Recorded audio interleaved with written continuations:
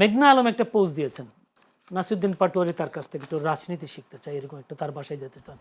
আওয়ামী লীগের সময় বলা হতো যে আওয়ামী লীগ অলিগার্কদেরকে বেশ সুযোগ সুবিধা দিয়েছেন, ব্যবসা দিয়েছেন। এখন বিএনপিও সেই পথে হাঁটছেন।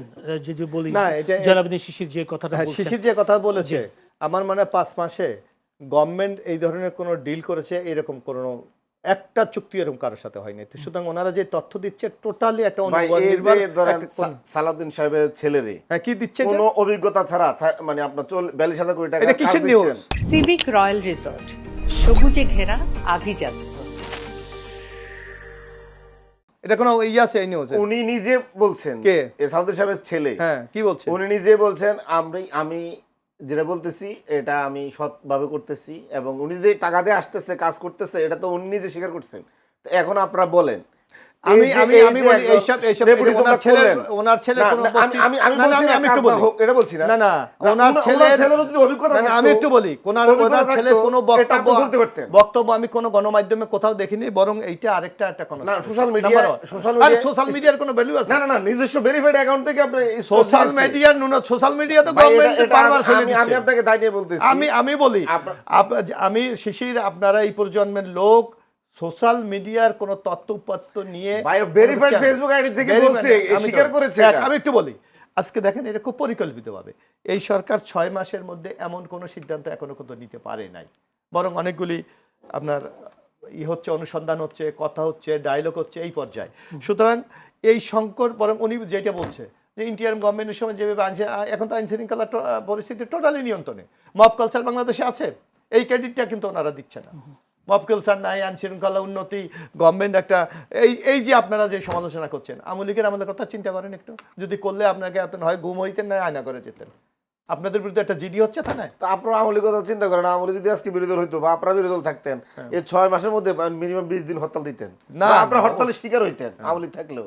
তাহলে আপনি এর জন্য আওয়ামী লীগ নাই, সেই ক্রেডিটটাই বিরোধী দল থেকে আওয়ামী লীগ নাই। বাংলাদেশে যার জন্য আমি একটা বলি, শিশির ভালো বিরোধী দল পাইছে, শিশির আমি দায়িত্বশীল আচরণ করে। শিশির আমি একটু বলি বিরোধী দল একটা দল যদি কোথাও ফল্ট করে তারপর তো সমালোচনা করবে, আর যদি না থাকে কোথায় করবে? আপনি সংসদ দেখেন না, আপনি দেখেন, বরং আমরা তো অভিযোগ করি না, জ্বালানি সংকট, ওই যে পেট্রোল পাম্পে লাইনের পর লাইন, ঘন্টার পর ঘন্টা, যখনই বিরোধী দল সরকারি দল দিয়ে একটা 50-50 শেয়ার একটা কমিটি করে দেওয়া হলো, পরের দিন নাই।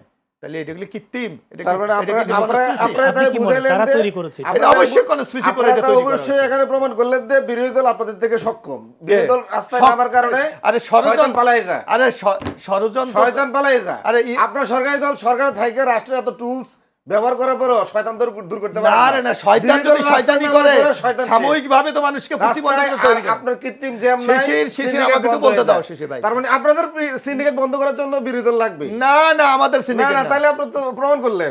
বরং আমরা দেখেছি যেই কয়টা সিন্ডিকেট ধরা পড়ে, যেই কয় জায়গা পেট্রোল পাম্প ধরা পড়েছে, সব আওয়ামী লীগের বা জামাতে ইসলামের।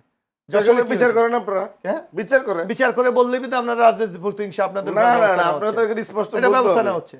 আপনারা তো বলবেন রাজনৈতিকভাবে আমাদেরকে শেষ করে দেওয়ার জন্য এই পরিকল্পনা বিএনপি করেছে, আবার সে হাসিনার আমলে ফিরে গেছে। বিএনপি বরং এই 6 মাসে যে গণতন্ত্রের যাত্রা শুরু করেছে, আমার মনে হয় বিরোধী শক্তি যারা আছে সহায়তা করে দেশটাকে এগিয়ে নিয়ে যাওয়া। জি, অসংখ্য ধন্যবাদ মোশাররফ ভাই। আপনার কাছে নতুন একটা প্রশ্ন করি, সেটা হচ্ছে আপনি আইন শৃঙ্খলা পরিস্থিতির কথা বলেছেন, সেই ক্ষেত্রে একেবারে 15 আগস্টের ঘটনার কথাই বলি। হামলার শিকার হয়েছেন সরকার দলীয় একজন এমপি। তিনি বলছেন বিএনপি সংসদ সদস্য আইনাল হকের উপর হামলার অভিযোগ উঠেছে। তিনি বলছেন আমি সরকার দলীয় এমপি হওয়ার পরেও আমার কোনো নিরাপত্তা নেই, তার উপর হামলা হয়েছে। এবং তিনি তাদেরকে এনসিপি এবং জামাত শিবিরের তাদের দোষ দিয়েছেন। আবার মামলা করেছেন স্থানীয় বিএনপি নেতা শামীমুল হাসান খন্দকার বাদী হয়ে। তখন তার কাছ থেকে জিজ্ঞাসা করা হয়েছিল যে কাদের বিরুদ্ধে মামলা হয়েছে, তখন তিনি বলছেন মামলায় ছাত্র দলের 4 থেকে 5 জন, এনসিপির 6 থেকে 7 জন এবং শিবিরের 2 থেকে 3 জন। তার মানে দলীয় এমপির বিরুদ্ধে ছাত্র দলের লোকেরাও আছে, এরকম বিষয়টা। এখন ধরেন আমাদের সমাজে তো নানা বিশৃঙ্খল ঘটনা ঘটে, কিন্তু আমি যতটুকু, আপনি যেটা ছাত্র দলের আমি শুনি নাই, কিন্তু আমি যেটা যিনি মামলা করেছেন তিনি বলছেন, আমি এটা পড়ি, কিন্তু আমি দেখেছি যে টোটাল এমপি সাহেব বলেছে জামাত এবং এনসিপি এই ঘটনা ঘটিয়েছে। সুতরাং আমার মনে হয় একজন সংসদ সদস্য সে যদি কোনো অন্যায় করে, আপনি সেটার বিরুদ্ধে আপনি রাজনৈতিকভাবে প্রতিবাদ করতে পারেন। আপনি যদি মনে করেন সে ফৌজদারি কোনো অপরাধ করেছে, আপনি বিচার বিভাগে যেতে পারেন।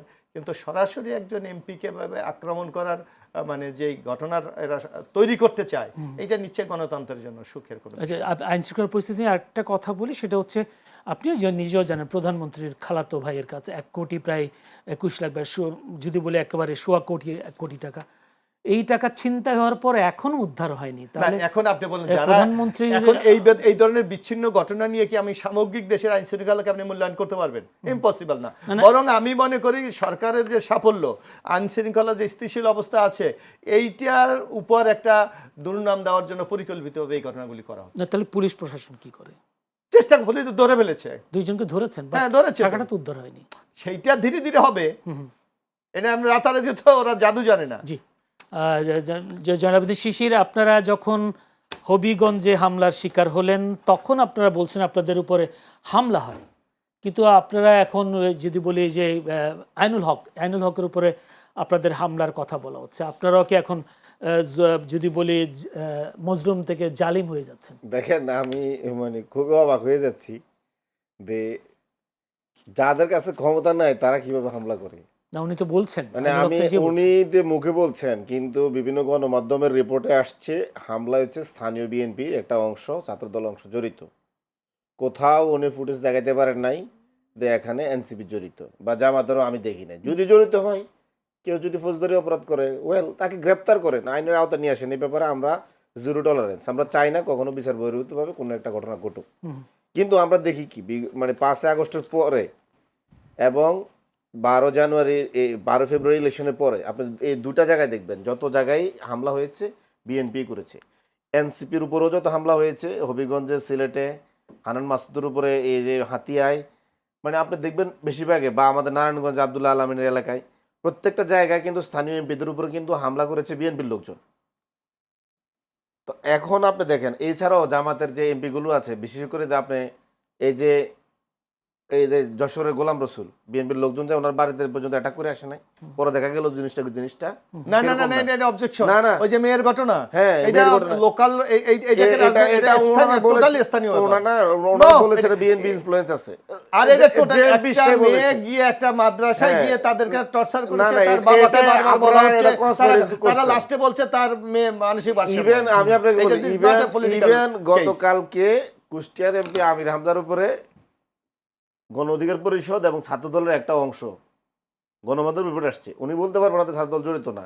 স্থানীয় বিএনপির সাধারণ সম্পাদক, কুষ্টিয়া জেলা সাধারণ সম্পাদক, সে বলেছে হ্যাঁ ছাত্রদল ছিল, তবে ছাত্রদল 2 পক্ষকে ঠেকাই দিচ্ছে, মারামারি করে না। কিন্তু জামাত বলেছে আমির হামজার উপরে গণ অধিকার এবং ছাত্রদল বলাবেন হামলা করেছে ছাত্রদল। হ্যাঁ, এখন আপনারা আবার ওই ছাত্রদল যখন মানে গণ অধিকার জামাত লাগে, সে নাকি মাঝখানে নাকি সে নিরাপত্তার দায়িত্ব পালন করে, তাকে ডাকছে কেউ? আমি তো স্পষ্ট আপনার কোন অধিকার দিয়ে এখানে আমির হামজার হামলা করেছেন, তার গাড়ি ভাঙচুর করছেন। না, আমির হামজা তো নিজেই বলেছেন আমি আপনাকে বলি, এই যে সরকারের একজন সহকারী আছে, উনি সারা বাংলাদেশে কোথায় হামলা আগে হবে না হবে সব তথ্য জানে। উনি বলেছেন নাসিরউদ্দিন পাটোয়ারিকে নিয়ে আপনারা সমাবেশ করিয়েন না, দেখবেন কোথাও হামলা হবে না। তার মানে হামলাটা সে জড়িত। এই আমির হামজা কিন্তু এই সহকারীর বিরুদ্ধে বলছে যে আমাকে হত্যা চেষ্টা করতেছে এই সহকারী। এই সহকারীকে ওনারা রাখছেন। আমার তো মনে হয় কোথাও একটা মনিটরিং সেল আছে এই ধরনের মৃদু ঘটনা ঘটানোর জন্য, বড় ধরনের ঘটনার জন্য, মাঝারি ঘটনা ঘটানোর জন্য। না না, আমার প্রশ্ন হচ্ছে যে আমির হামজা তো এটা দাবি করেনি, তিনি বলছেন গণ অধিকার পরিষদের নেতা কর্মীরা হামলা করেছে। এখানে সবকিছু না, আমি আপনাকে বলি, আপনি প্রথম আলো রিপোর্ট দেখেন, অন্য মিডিয়ার রিপোর্ট দেখেন, জামাত বলেছে এখানে স্পষ্ট, এবং ওদের ব্যানারে লিখেছে যে গণ অধিকার এবং ছাত্রদল হামলার প্রতিবাদী বিক্ষোভ। সংবাদ সম্মেলনে বিক্ষোভ করেছি। আচ্ছা, শেষ প্রশ্ন আমার কাছে ছোট, আমার কাছে সময় নেই যদিও। মেঘনা আলম একটা পোস্ট দিয়েছেন, নাসিরউদ্দিন পাটোয়ারি তার কাছ থেকে একটু রাজনীতি শিখতে চাই, এরকম একটা তার বাসায় যেতে চান। আসলে নাসিরউদ্দিন পাটোয়ারি কি মেঘনা আলমের কাছ থেকে রাজনীতি শিখবে? আমি মনে করি রাজনীতি যদি কারো কাছে শেখার মানে কিছু থাকে, যে কেউ যে কারো থেকে শিখতে পারে, এটা সমস্যা না। তো মেঘনা আলমকে আসলে বলেছেন না? আমি এগুলো জানি না এবং আমি খুব একটা চেষ্টা করি না এগুলো জানার জন্য। তবে আমি মনে করি শিখার তো মানে বয়স নাই, এবং যে কারো থেকে আমার শিখার কিছু থাকলে শিখি, এটা এবং সমস্যা না। সিভিক রয়্যাল রিসর্ট, কিনুন আভিজাত্য, নিশ্চিত করুন ভবিষ্যৎ।